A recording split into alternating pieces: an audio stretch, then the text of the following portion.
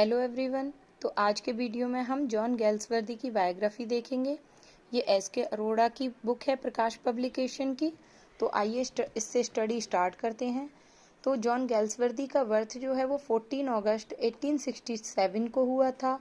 Kingston हिल, सरे in England में हुआ था। जॉन गैल्सवर्दी जो हैं, आप ऐसे भी इनके याद रख सकते हैं जॉन गैल्सवर्दी की जो डेट ऑफ बर्थ है कि जब हमारा फर्स्ट स्वतंत्रता संग्राम जो था वो 1857 को हुआ था, उससे ठीक 10 साल के बाद जॉन गैल्सवर्दी का 1867 में बर्थ हुआ था। कहाँ हुआ था? किंगस्टन हिल, सरे इन इंग्लैंड। इनकी डेथ जो है वो 31 जनवरी 1933 को हुई थी। कहाँ पर हुई थी? ग्रूव लॉज, हेम्पस्टेड इन नॉर्थ लंदन। ये जो जगह है यहाँ पर इन्होंने लास्ट के 7 इयर्स यहीं गुजारे थे, ग्रूव लॉज, हेम्पस्टेड इन नॉर्थ लंदन में। अपनी जो लाइफ थी उसके जो लास्ट के 7 इयर्स थे उनको उन्होंने यहीं पर गुजारा था। इनकी डेथ जो है वो ब्रेन ट्यूमर से हुई थी। इनके पेरेंट्स की अगर बात करें तो फादर का नाम जॉन गैल्सवर्दी था। आपको एक बात यहाँ बता दें कि टीजीटी में जो 4 राइटर्स हैं, John Milton, John Galsworthy, William Shakespeare और विलियम वर्ड्सवर्थ, तो इन सभी के फादर का नाम जो है वो जॉन ही था और सरनेम राइटर के अकॉर्डिंग ही है। तो इनके फादर का नाम भी जॉन गैल्सवर्दी था और इनकी जो मदर थी वो ब्लैंसे वैली थी। इनके पिता जो थे वो एक सॉलिसिटर थे, एक लॉयर, बहुत बड़े, और काफ़ी प्रॉपर्टी थी, बहुत रिच थे उनके पेरेंट्स। आइए इनके बारे में सम इम्पोर्टेंट फैक्ट्स जान लेते हैं। ये जो गैल्सवर्दी थे वो एक वेल्दी लंदन सॉलिसिटर के बेटे थे। इनके पिता एक प्रॉपर्टी ओनर भी थे, इनके पास बहुत प्रॉपर्टी थी। कहते हैं कि जॉन गैल्सवर्दी को कहा जाता है कि born with a silver spoon. Born with a silver spoon एक इडियम है। इसका मतलब होता है बहुत ही ज़्यादा वेल्दी फैमिली में जन्म लेना। कि कहते हैं ना कि वो तो चांदी की चम्मच मुंह में लेकर पैदा हुआ है। तो ये क्वेश्चन पूछा जाता है कि ये किस राइटर के बारे में कहा जाता है कि born with a silver spoon, तो वो जॉन गैल्सवर्दी हैं।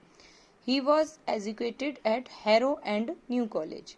तो वो जो हैं वो harrow and new college Oxford से एजुकेटेड हुए थे। उन्होंने ऑक्सफोर्ड से ही उन्होंने लॉ की डिग्री ली थी, ऑनर डिग्री ली थी लॉ में 1889 में। He was called to the war in 1890 but never practiced। उन्होंने जब लॉ की डिग्री ले ली तो उनको प्रैक्टिस के लिए बुलाया गया 1890 में, लेकिन उन्होंने इस प्रोफेशन को नहीं अपनाया, उन्होंने ये प्रैक्टिस नहीं की। ड्यूरिंग 1891 से 1993 के दौरान उन्होंने एक ट्रिप की थी पूरे वर्ल्ड में। ठीक है, तो ये बहुत ही इंपॉर्टेंट हो जाता है किसी भी राइटर के बारे में कि उनका वर्ल्ड टूर हमेशा याद रखना होता है, कभी भी पूछ लेते हैं। तो इन्होंने 1991 में अपना वर्ल्ड टूर स्टार्ट किया था और 2 साल तक ये पूरे वर्ल्ड में घूमते रहे थे। और इसी यात्रा के दौरान, इसी वर्ल्ड टूर के दौरान 1893 में ये जोसेफ कॉनरेड से मिले थे और इनके साथ आगे चलकर इनकी दोस्ती बहुत ज़्यादा हो गई थी। ये क्वेश्चन भी पूछा जाता है। He began his career as a writer in 1895। ये भी पूछा जाता है कि उन्होंने अपना कैरियर जो है किस तरह से स्टार्ट किया था, किसके रूप में? तो राइटर के रूप में स्टार्ट किया था। कब किया था? 1895 में। 1895 में ही वो जो उनकी वाइफ थी उनसे मिले थे और तभी उनका इसी साल उनका अफेयर भी स्टार्ट हो गया था। और उनके अफेयर स्टार्ट होने के पूरे 10 इयर्स के बाद 1905 में उन्होंने उनसे शादी कर ली। उनकी वाइफ का नाम एडा नेमिसिस था और ये जो एडा थी वो उनके फर्स्ट कजन थे आर्थर गैल्सवर्दी, उनकी वाइफ थी। और 10 साल जब उनका अफेयर चला, इसके बाद उनका तलाक हुआ एडा का उनके हस्बैंड से। उसके बाद इन्होंने उनसे शादी कर ली थी। इन 1912 he made a tour of the slaughter house in England. तो जो 1912 में उन्होंने जो स्लॉटर हाउस कहते हैं बूचड़ खाना, जहाँ एनिमल्स को मारा काटा जाता है, वहाँ पर उसका उन्होंने टूर किया था इंग्लैंड में। और उससे वो बहुत दुखी हुए थे। जो इनह्यूमन बिहेवियर था एनिमल्स के प्रति उसको देखकर उन्होंने क्या किया, एक रिपोर्ट लिखी थी इसी जो इनह्यूमन अमानवीय मेथड था एनिमल्स को मारने का, उसके ऊपर। ये क्वेश्चन, ये पॉइंट भी बहुत ज़्यादा इम्पोर्टेंट है। In 1916, Galsworthy and his wife worked in a hospital in France for some months. कुछ मंथ्स के लिए उन्होंने एक हॉस्पिटल में काम किया, उन्होंने और उनकी वाइफ ने 1916 में। 1914 में, इससे पहले 1914 में जब वर्ल्ड वार हो रहा था, तब गेल्सवर्दी आर्मी में ज्वाइन करना चाहते थे और लड़ना चाहते थे एक सोल्जर के रूप में, पर वो उनकी एज बहुत ज़्यादा थी और उनकी बॉडी जो थी इसके लिए पूरी तरह तैयार नहीं थी। तो उन्होंने क्या किया, जो वुंडेड सोल्जर्स थे जो वर्ल्ड वार में लड़ रहे थे, उनके लिए फिर काम किया। In 1918 he refused the offer of a knighthood. Actually ये पूछा जाता है कि उन्होंने नाइटहुड की उपाधि जो उन्हें दी गई थी उसको कब रिफ्यूज किया था। तो यहाँ पर कंफ्यूजन रहता है कि 1918 में या 1917 में। एक्चुअली 1917 में उनको पता चला था कि उनको नाइटहुड की जो उपाधि है वो देने वाले हैं उनके पीएम, लेकिन पीएम कब देने वाले थे, 1 जनवरी 1918 को। तो जो आंसर होगा इस क्वेश्चन का वो 1918 ही होगा। John Galsworthy, the novelist, poet and playwright among those awarded a knighthood at the new Year was a mistake. तो उनको जो नाइटहुड की उपाधि थी वो न्यू ईयर पर देने वाले थे गेल्सवर्दी को। Mister Galsworthy refused a knighthood on the ground that literature is its own reward. लेकिन गेल्सवर्दी ने नाइटहुड की उपाधि को मना कर दिया था, ये कहकर कि लिटरेचर तो स्वयं में ही एक रिवार्ड है। ये जो लाइन है ये बहुत इंपॉर्टेंट है, पूछी जाती है कि किस राइटर ने कहा था literature is its own reward. उसके बाद क्या हुआ, at Little Hampton for the Christmas and the new year holidays. Little Hampton में क्रिसमस के हॉलीडेज पर, न्यू ईयर के हॉलीडेज में गेल्सवर्दी को 9:30 PM को 31 दिसंबर को 1917 को एक टेलीग्राम मिला था प्राइम मिनिस्टर की तरफ से। कौन से प्राइम मिनिस्टर थे, डेविड लॉयड जॉर्ज की तरफ से, कि please wire by return whether you accept offer of knighthood, कि आप लिखकर मुझे दें, ये वायर करें कि क्या आप एक्सेप्ट करते हैं नाइटहुड को। तो आई वायर्ड, तो गेल्सवर्दी ने वायर उनको तार भेजा। मोस्ट प्रोफाउंडली ग्रेटफुल, कि मैं बहुत आभारी हूँ लेकिन मुझे लगता है आई मस्ट नॉट एक्सेप्ट, कि मुझे ये एक्सेप्ट नहीं करना चाहिए, ये कहकर उन्होंने मना कर दिया। But the next morning my name appeared in all the newspapers. तो आगे गेल्सवर्दी बताते हैं कि अगली ही सुबह सारे न्यूज़पेपर्स में मेरा नाम था। To my horror my name was among the new year's knights. मैं ये देखकर डर गया कि मेरा नाम जो था new year's knights, new year की रात को, सुबह को जो नाइट्स की नाइटहुड के बारे में जो अनाउंसमेंट होना था उसके बीच में था।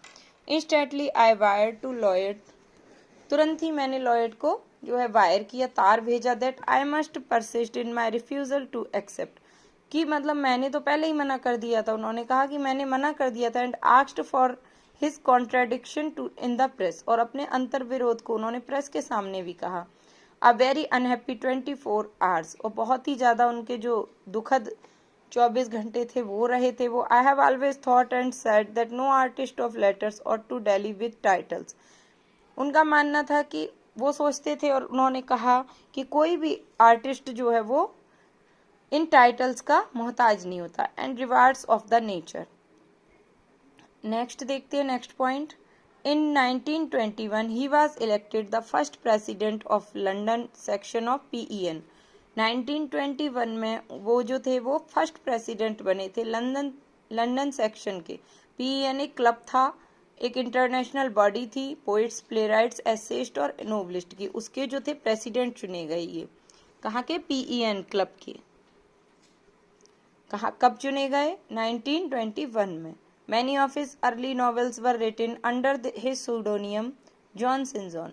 उनके अर्ली नॉवेल्स जो थे, बहुत सारे अर्ली नॉवेल्स थे जो उनके इस सूडोनियम, उन्होंने एक सूडोनियम कहते हैं पेन नेम अपना लिया था, अपने रियल नेम से नहीं लिखे थे उन्होंने अर्ली नॉवेल्स, उन्होंने पेन नेम अपनाया था जॉन सिंजॉन। जॉन सिंजॉन का मतलब होता है जॉन का बेटा जॉन।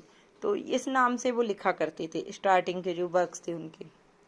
इन 1929 में उनको ऑर्डर ऑफ मेरिट दिया गया। 1930 में डॉक्टर लिटरेट दिया गया उन्हें कैम्ब्रिज और शेफील्ड यूनिवर्सिटीज़ की तरफ से। 1931 में ऑक्सफोर्ड यूनिवर्सिटी और प्रिंसटन यूनिवर्सिटी ने उन्हें ऑनरेरी डॉक्टरेट्स दिया।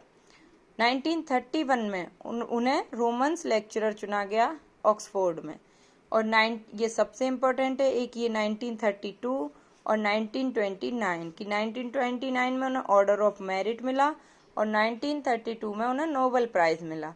और उन्होंने जो नोबेल प्राइज़ का मनी था वो ट्रस्ट को मतलब डोनेट कर दिया, PEN ट्रस्ट था उसको डोनेट कर दिया। और 1932 में जब उन्हें ये नोबेल प्राइज़ के लिए बुलाया गया तो वो इतने वीक थे, बीमार थे कि वो जा नहीं सके थे और इसके 6 महीने बाद ही उनकी डेथ हो गई थी। तो आइए कुछ और इम्पोर्टेंट पॉइंट्स हैं उनको भी जान लेते हैं। In the novel The Man of Property 1906 he created a new type of fiction by balancing the virtue and vices of the hero Soames Forsyth against the vices and virtues of other members of the same family। तो जो novel था man of property उसमें उन्होंने एक नई तरीका fiction जो था उसको क्रिएट किया था, किसके बैलेंस करते हुए गुणों को और अवगुणों को, अपने हीरो सोम फोरसेट के जो गुण और अवगुण थे उनको बैलेंस करते हुए।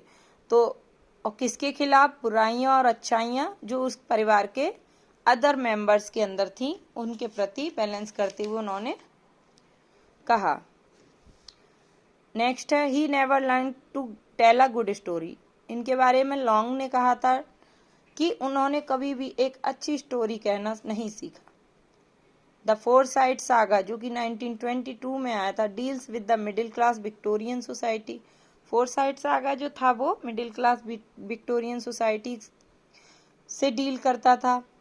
इनके बारे में कहा जाता है कि ये फिक्शन तो मॉर्निंग में लिखते थे और ड्रामा आफ्टरनून में, और उनकी एक आदत थी कि वो पुराने नोवेल को नए प्ले में कन्वर्ट कर देते थे। और ये कोई खास वो नहीं है। तो आज के वीडियो में हम इतना ही देखेंगे। नेक्स्ट उसमें इनके इम्पोर्टेंट प्ले देखेंगे, जो प्ले इसमें दिए हैं और रंजीत सिंह की बुक में भी दिए हुए हैं, वो सारे ही देखेंगे हम। Okay, thanks for watching this video. और आपको पसंद आए तो मेरे चैनल को सब्सक्राइब जरूर करें।